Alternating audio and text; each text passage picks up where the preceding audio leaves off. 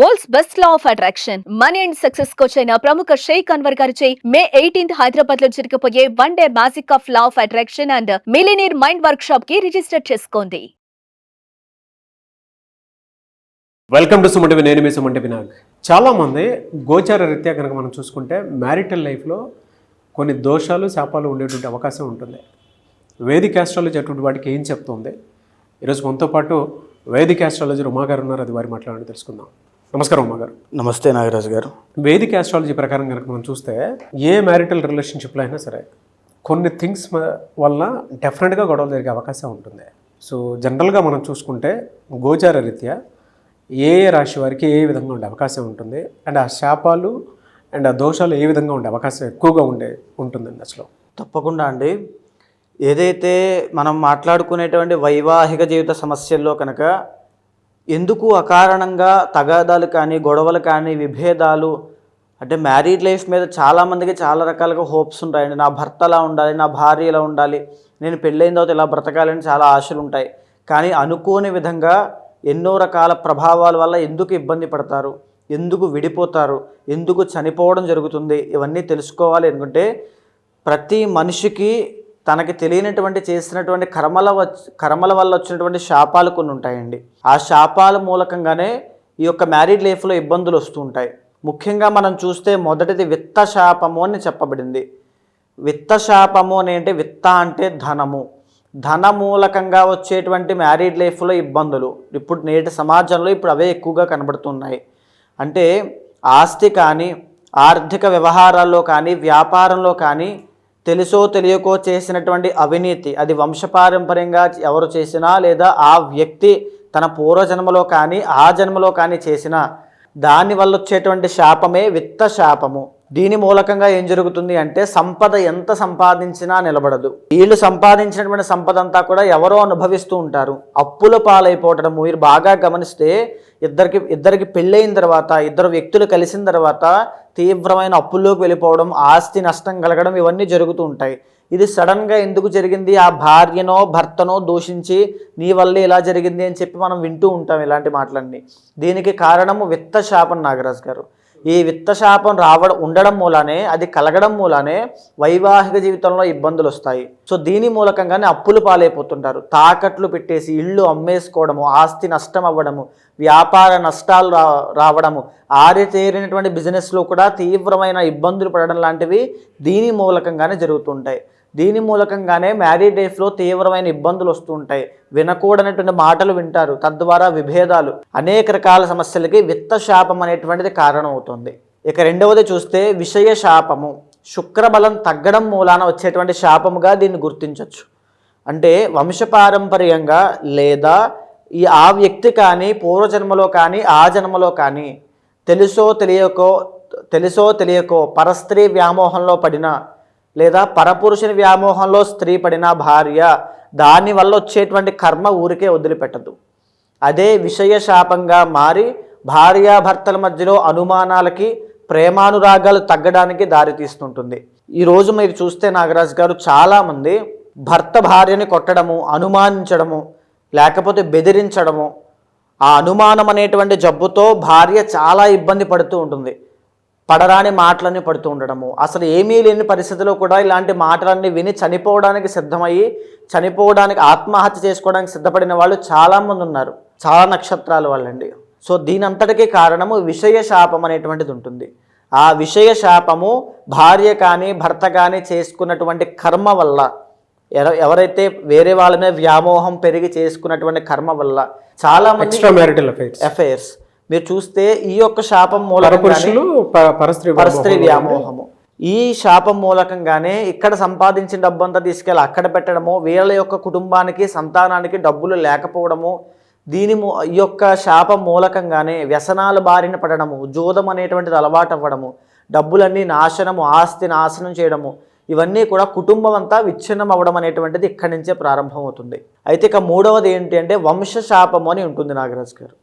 వంశపారంపర్యంగా ఎవరైనా సరే పవిత్ర జీవరాశులుగా పిలువబడేటువంటి సర్పాలను చంపినా, హింసించినా, లేదా అవి కలిసినప్పుడు వాటిని విడగొట్టే ప్రయత్నం చేసినా ఈ వంశశాపం అనేటువంటిది వస్తుంది. దీనిని మనం జాతకంలో పంచమ స్థానంలో కేతువు, పంచమంలో రాహువుగా, పంచమంలో శని భగవానుడుగా, పంచమంలో శని రాహుల కాంబినేషన్గా గుర్తిస్తూ ఉంటాం, లేదా కాలసర్పదోషంగా. దీని మూలకంగా ఏం జరుగుతుందంటే సంతానము కలగకపోవడము, మిస్క్యారీ అవ్వడము, పుట్టినటువంటి సంతానము బాల అరిష్టంతో జన్మించడము, మాటలు సరిగ్గా రాకపోవడము, ఇంకా చైతన్యం రాకపోవడము, అవిజ్ఞానం రాకపోవడము, విద్యలో అభివృద్ధి లేకపోవడము, చిన్న వయసు నుంచి ఆరోగ్య సమస్యలు, వ్యసనాలు, జోదరిలాగా అయిపోవడము, తల్లిదండ్రుల మాట వినకపోవడము, తద్వారా వచ్చేటువంటి మ్యారీడ్ లైఫ్లో ఇబ్బందులు, ఇవన్నీ కూడా ఈ వంశశాపం మూలకంగా వస్తుంటాయి. ఈ వంశశాపం అనేటువంటిది చాలా తీవ్రమైందండి. ఒక ఇంటి యొక్క శాంతిని మొత్తాన్ని భంగం చేసేస్తుంది. ప్రశాంతంగా ఎవరు ఉండలేరు. తరువాత 4వది కర్మవశము అని ఉంటుందండి. కర్మవశము అని అంటే ఉదాహరణకి భార్యాభర్తలు జాతకాలు చూసుకుని చేసుకున్నా, చూసుకోకుండా చేసుకున్నా, లవ్ మ్యారేజ్ చేసుకున్నా, ఇద్దరి యొక్క మనస్తత్వాలు కుదరకపోవడము, ఈగో ప్రాబ్లమ్స్కి వెళ్ళడము, నువ్వా నేనా అనేటువంటిది, ఇద్దరికి డబ్బులుంటాయి, ఇద్దరు కుటుంబాలు బాగుంటాయి, వీళ్ళకి ఒకరికొకరు నచ్చదు అంటే బిఫోర్ అండ్ ఆఫ్టర్లా ఉంటుంది. గొడవలు అవ్వడము, పెద్ద మనుషుల దగ్గరికి వెళ్ళడము, విడాకులు, లేదా పెళ్ళైనటువంటి వెరీ షార్ట్ పీరియడ్ ఆఫ్ టైంలోనే వైధవ్యం అనేటువంటిది కలగడము, అంటే భర్త చనిపోవడం లాంటివి జరుగుతూ ఉంటాయి. సో దీన్ని అష్టమ స్థానంలో ఉండేటువంటి కుజుడు కుజదోషంగా, కర్కోటక అనేటువంటి కాలసర్పదోషంగా గుర్తించవచ్చు. అష్టమ స్థానంలో రాహు, ఈ యొక్క కేతు ప్రభావం వల్ల. ఈ యొక్క కర్మవశం అనేటువంటిది ఎవరికైతే ఉంటుందో వాళ్ళు ప్రశాంతంగా ఉండలేరు. విత్-ఇన్ 1 year తిరగకుండానే విడిపోతూ ఉంటారు. ఇది కర్మవశం. పూర్వజన్మలో చేసుకున్నటువంటి కర్మ, తరతరాలుగా వచ్చినటువంటి కర్మ, ఎక్కువగా సంతానాన్ని పొందడము, ఇవన్నీ కూడా శాపాన్ని గుర్తించేటువంటి విధానంగా మనం చెప్పచ్చు.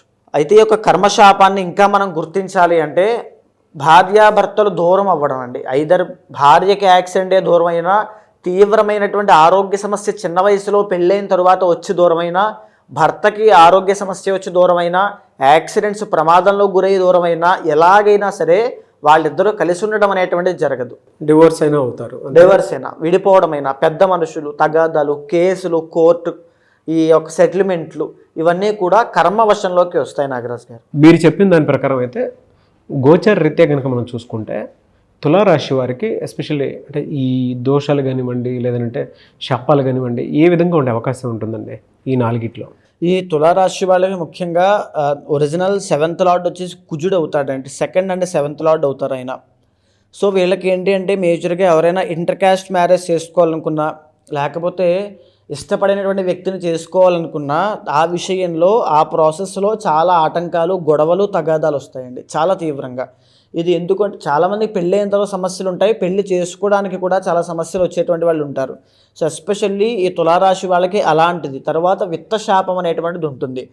అంటే పెళ్ళైన తర్వాత ఆర్థిక నష్టాలు చూడడం అనేటువంటిది ఎక్కువగా కనబడుతుంది. వీళ్ళు ప్రయత్నం చేసి ఏదైతే నా జీవన గమ్యము, నా గోల్ అది అనుకుంటూ ఉంటారో దాన్ని సాక్రిఫైస్ చేయాల్సి వస్తుంది. డబ్బు అనేటువంటిది లాస్ అవ్వాల్సి వస్తుంది, పేరు అనేటువంటిది పోగొట్టుకోవాల్సి వస్తుంది. ఇలాంటివన్నీ కూడా ఈ విత్తశాపం మూలకంగా వీళ్ళకి జరుగుతూ ఉంటాయి. అండ్ అదేవిధంగా పెళ్ళైన తర్వాత డామినేషన్ ఎక్కువగా ఉండడము స్పౌస్ దగ్గర నుంచి. అంటే ఎలా అంటే భార్య లేదా భర్త యొక్క డామినేషన్, వాళ్ళ యొక్క ఈగో, వాళ్ళ కోపము, దానికి బలవ్వడము, దానికి ఇంకా సరెండర్ అయిపోవడము, అడ్జస్ట్ అవుతూ ముందుకు వెళ్ళాలి, అనవసరంగా చేసుకున్నానని బాధపడడము, లేకపోతే వాళ్ళ యొక్క నిర్ణయానికి ఇంకా ఎదురు చెప్పేటువంటిది తప్పైనా ఒప్పైనా ఏదైనా పడి ఉండాలి. ఆ టైపులో ఒక రకమైనటువంటి జీవితం అనేటువంటిది గడిపే అవకాశాలు ఉంటాయి. అది కర్మవశం వల్ల కలుగుతూ ఉంటుంది. ఏదైనా నాగరాజు గారు ఇక్కడ 2nd and 7th లార్డ్ అంటే రెండు కూడా ఒకటి ధనస్థానము, కేంద్ర స్థానము అని అనుకుంటూ ఉంటాం. కానీ రెండూ కూడా ఒక మారక స్థానములే. అంటే వాళ్ళ పర్సనల్ చార్ట్ ద్వారా సప్తమాధిపతి యొక్క సంచారాన్ని గమనించిన తర్వాత, లేదా నవాంశలో వాళ్ళకున్నటువంటి గ్రహగతులను గమనించిన తర్వాత ఏదైతే వస్తుందో, వాళ్ళకి కుజదోషం ఉందా, కాలసర్పదోషం ఉందా అనేటువంటిది ఉంటుందో, దాని మూలకంగా వాళ్ళు నిర్ణయం తీసుకోవాలి. ఫర్ సపోజ్ చూడండి, కుజదోషం ఉన్న వాళ్ళకి కుజదోషం ఇచ్చే వివాహం చేసుకోవాలి. కాలసర్పదోషం ఉన్న వాళ్ళకి కూడా అంతే, కాలసర్పదోషం ఉన్న వాళ్ళని వివాహం చేసుకోవాలి. కొంతమందికి కాలసర్పదోషం ఉన్నప్పటికీ కూడా వైవాహిక జీవితం మీద ప్రభావితం అనేటువంటిది అవ్వదు. ద్వికలత్ర యోగం కొంతమందికి ఉంటుంది, ఏ దోషం ఉండదు, ఆ ద్వికలత్ర యోగ దోషం ఉంటుంది. పెళ్లి చేసుకునేటప్పుడు చాలా చూసుకుంటారు, పాయింట్స్ కానీ, నాడీ కానీ, లేకపోతే జంతువులు కానీ చూసుకుని ముందుకు వెళ్ళి నాకి కర్మ ఎందుకు వచ్చిందని తెలియక ఇబ్బంది పడుతూ ఉంటారు. సప్తమాధిపతి అంటే 2nd, 7th, 11th ఈ 3 స్థానాలు బాగున్నప్పుడే వైవాహిక జీవితం చాలా బాగుంటుంది, అభివృద్ధిలోకి వెళ్తారు. పెళ్ళైన తర్వాత ఆస్తులు కలిసి రావడము, పేరు కలిసి రావడము, పదవులు రావడము, మంచి మెంటల్ సపోర్ట్ దొరకడము, ఇవన్నీ కూడా సప్తమాధిపతి బాగున్నప్పుడే దక్కుతాయండి.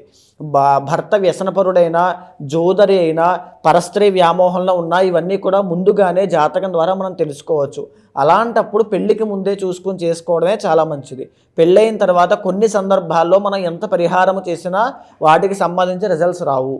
కాబట్టి ఎప్పుడైతే మనకు ఆ సమస్య ఉందో వెంటనే దానికి సంబంధించిన పరిహారములు ఆచరించాలి. ఏదైతే కుజదోషం ఉంది, కుజదోషానికి సంబంధించిన పరిహారం చేయాలి. నేను ఏదో ప్రతిరోజు వెళ్తున్నానండి, గుడికి వెళ్ళి నమస్కారం చేసుకున్నాను, అయినా దేవుడు నాకు ఇలాంటివి ఎందుకు చేశాడో నాకు తెలియట్లేదు అనుకుంటే ఆ కర్మ అనేటువంటిది ఉంది. కర్మ ప్రాయశ్చిత్తం అయ్యేంత వరకు అది వెంటాడుతూనే ఉంటుందమ్మా. మనం ఎంత నమస్కారం చేసుకున్నా, ఎంత అనుష్ఠానం చేసినా కర్మని ఎవరైనా అనుభవించాల్సిందే. దాన్ని తగ్గించుకునేటువంటి ప్రాసెస్లే ఈ పూజలు, పరిహారములు, ఈ జపాలు, హోమాలు ఇవన్నీ కూడా. సో అలాంటి వాళ్ళు ఎవరైనా తులారాశికి సంబంధించి మ్యారీడ్ లైఫ్లో ఇబ్బందులు పడుతున్నారు, ఎస్పెషల్లీ కోర్టు వ్యవహారాలు, కుజుడు అని అంటే తగాదాలు, సెటిల్మెంట్లు, అలాంటి విషయాల్లో ఎవరైతే ఇబ్బంది పడుతూ ఉంటారో ఖచ్చితంగా ముందుగా పర్సనల్ చార్ట్ చూసుకోండి. ఏవైతే దోషాలు ఇబ్బంది పడుతున్నాయో అది ఏ స్థాయికి వెళ్ళేటువంటి అవకాశం ఉంది. సింపుల్గా అయిపోయి వేరే జీవితాలు, ఎవరి జీవితాలు వాళ్ళు చూసుకుంటే పర్వాలేదు. అలా కాకుండా ఇంకా తారా స్థాయికి వెళ్ళి కోర్టు వ్యవహారాల్లో ఇబ్బంది పడేటువంటిది ఉంటే వెంటనే దానికి సంబంధించిన పరిహారములు ఆచరించుకుంటే ఆ మ్యారీడ్ లైఫ్లో ఇబ్బందులు తగ్గిపోతాయి. రెమెడీస్ ఏమి ఉంటాయండి వీళ్ళకి? రెమెడీస్ వచ్చేసి సుబ్రహ్మణ్య స్వామికి సంబంధించినవి ఉంటాయండి. అంటే బేస్డ్ ఆన్ వాళ్ళ పర్సనల్ చార్ట్ కూడా మనం నిర్ణయించాలి. బికాజ్ ఇక్కడ కుజుడు ఆధిపత్యాన్ని వహిస్తున్నాడు కాబట్టి, కుజుడికి అధిపతి సుబ్రహ్మణ్య స్వామి కాబట్టి సుబ్రహ్మణ్య స్వామికి ఏ విధమైనటువంటి శాంతి చేయాలి, నాగప్రతిష్ఠ, గాలసర్పదోషం ఉన్న వాళ్ళకి ఉంటుంది, సుబ్రహ్మణ్య కళ్యాణం ఉంటుంది, అభిషేకం ఉంటుంది. కేవలము నమస్కారం చేసుకుంటే, లేకపోతే ప్రదక్షిణ చేస్తే, పంచామృత అభిషేకము చేస్తే పోయేటువంటి దోషాలు కూడా చిన్న చిన్నవి ఉంటాయి. అది ఏ స్థాయిలో మనం ఏ పరిహారం ఆచరించాలని తెలియాలి అంటే పర్సనల్ చార్ట్ చూడాలి నాగరాజ్ గారు. అయితే గోచార రీత్యా చూసుకుంటే ఈ విధంగా ఉంది అని చెప్పేసి చెప్పారు కదా మీరు. పర్సనల్ చార్ట్ ప్రకారము వారి వ్యక్తిగత జీవితం ప్రకారం అంటే ఆ జాతకంలో ఏముందో తెలుసుకోవాలి అనుకున్నట్టు చాలామంది ఉంటారు. ఈ దోషంలో ఉన్నారా లేదా అనేటువంటి దానికి మిమ్మల్ని అప్రోచ్ అవ్వాలి అంటే ప్రాసెస్ ఏంటండి? తప్పకుండా అండి. ఇప్పుడు మనం మాట్లాడుకునేటువంటి అంశం అంతా కూడా ఈ యొక్క జ్యోతిష శాస్త్ర పరంగా ఏదైతే శాపాలు చెప్పబడ్డాయో అది రాశిరీత్యా ఒక డిఫాల్ట్ బ్లూ ప్రింట్లా మనం మాట్లాడుకున్నాము.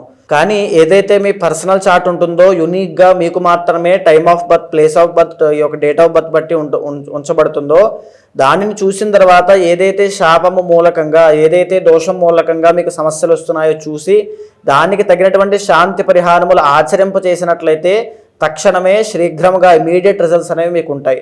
అలాంటి వాళ్ళు ఎవరైనా ఉంటే ఖచ్చితంగా కింద కనిపించేటువంటి నెంబర్కి కాల్ చేస్తే తప్పకుండా మీ యొక్క పర్సనల్ చార్ట్ చూసిన తర్వాత మీకు మంచి సజెషన్స్ ఇస్తాను.